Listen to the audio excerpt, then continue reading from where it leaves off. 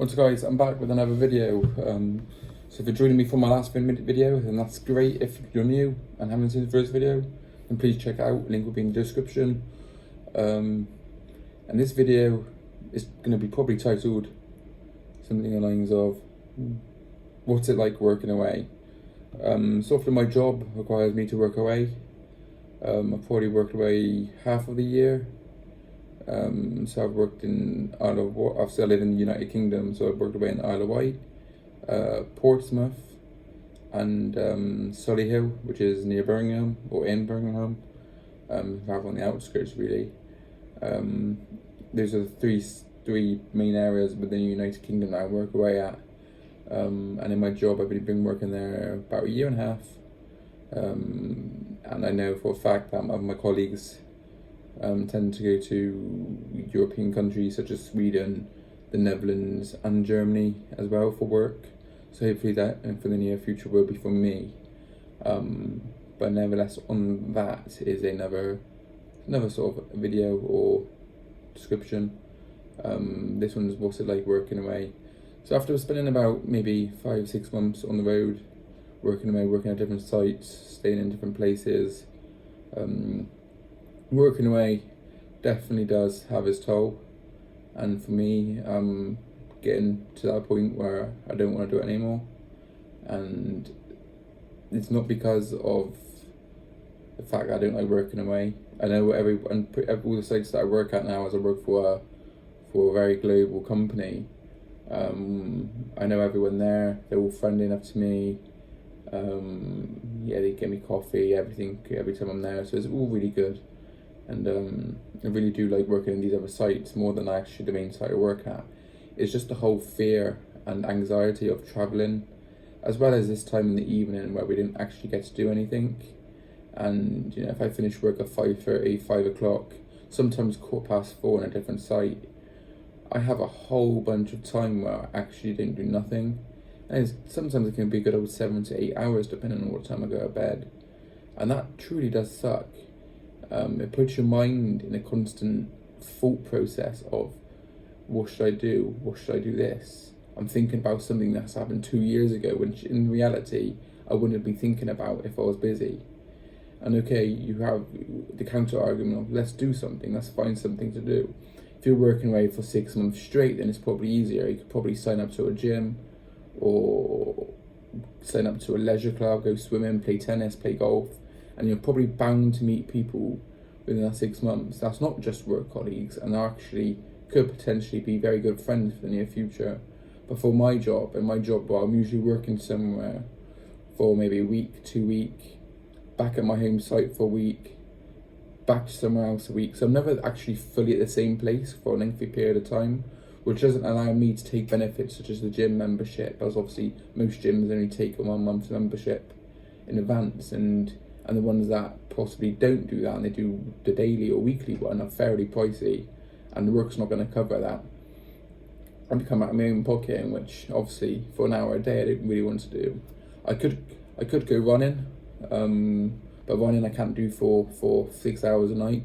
Still only be half an hour, but still get me active. I have gone running a few times, and it's much more easier in the summer working away because you can actually go and visit things. This time of year, November, it's cold, rainy, wet, and all I can do is really sit here, watch videos on YouTube, Netflix, and watch whatever's on my little TV, which I got in my hotel room.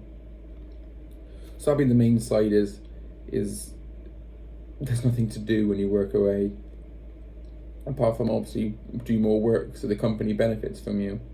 So that's number one. It goes on to number two really, is that the company benefits you massively, because you obviously got nothing to do in the evening, or you know, you got nothing to do in the morning. You know, your usual start time at your home site is 7 o'clock, whilst you're meant to start this say 8:30. So you know, you're still going to work at 7 o'clock.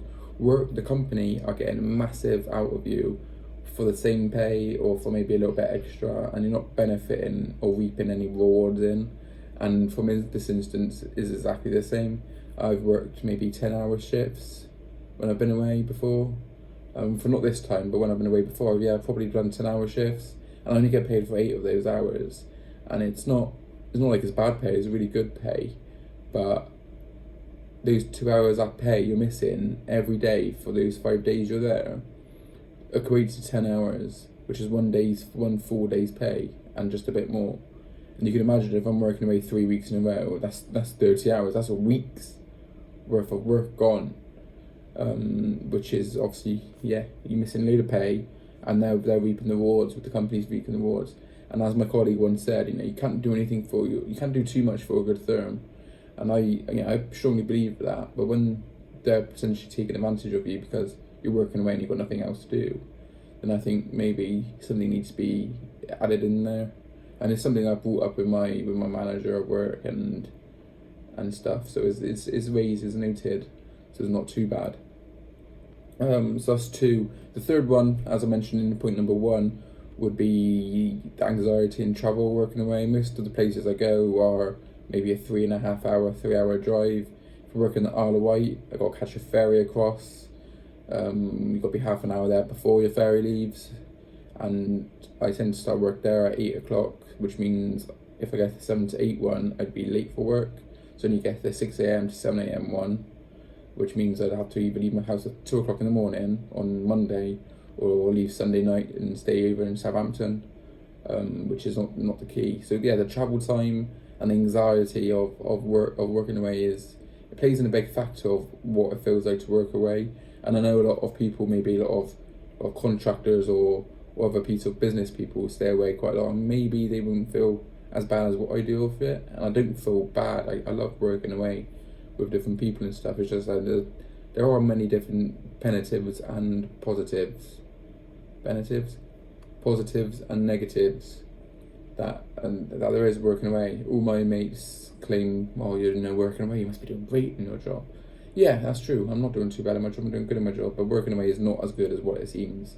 And a lot of people seem to think working away is a great thing to do.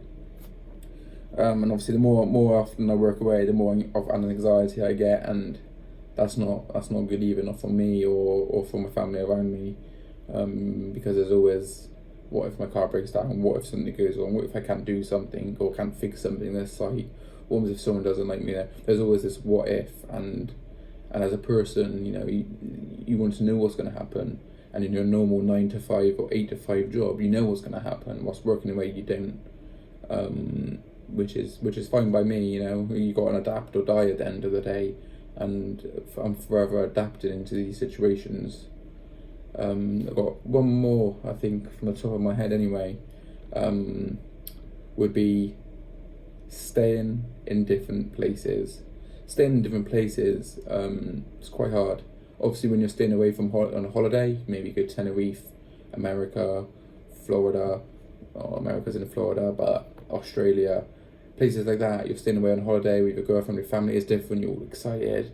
Here, with factor two, nothing to do, staying away in places such as hotels, Airbnbs, and campsites. Yes, campsites. I camped for 2 weeks in the Isle of Wight because that's the only accommodation I could get. Are not good. Hotels are great. I'm staying in one now. Perfect. First time I've stayed in a hotel for work for about 4 months. 4 months in total, but the last time I stayed in a hotel was this time last year for work.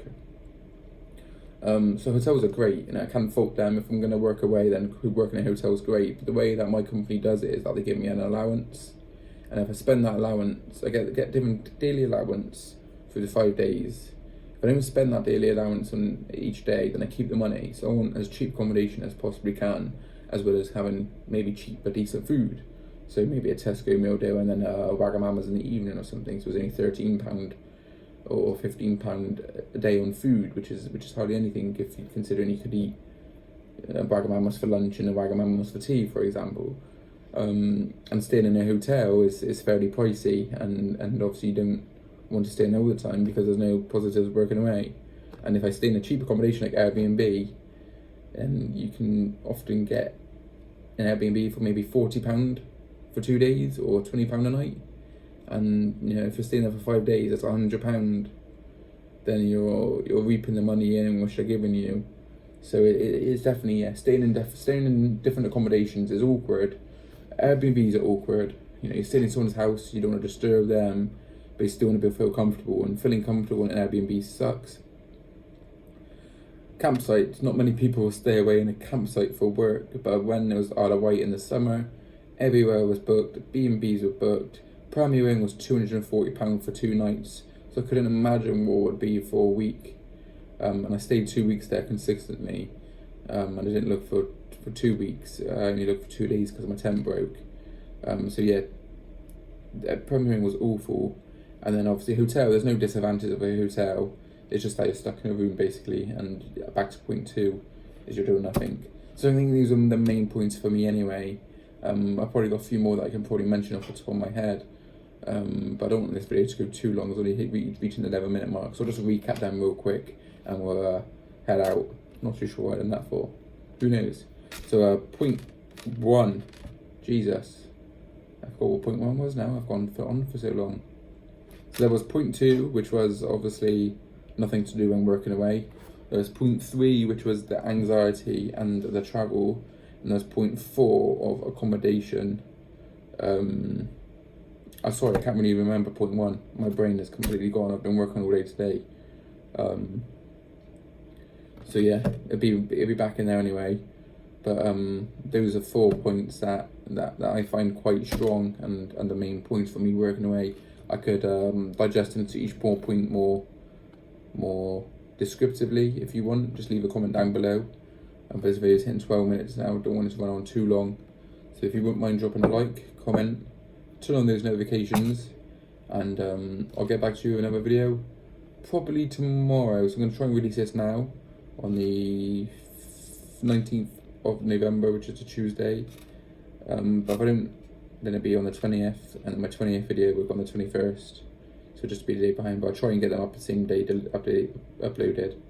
As tomorrow I'll be working away, but only for the day. I'll be coming back home on the evening, so I'll probably vlog maybe on my lunchtime before work, and after work, maybe in the car on the drive home, I'll have a bit of a chat. So yeah, please hit that like, subscribe, turn on the notifications, and I'll catch you next time.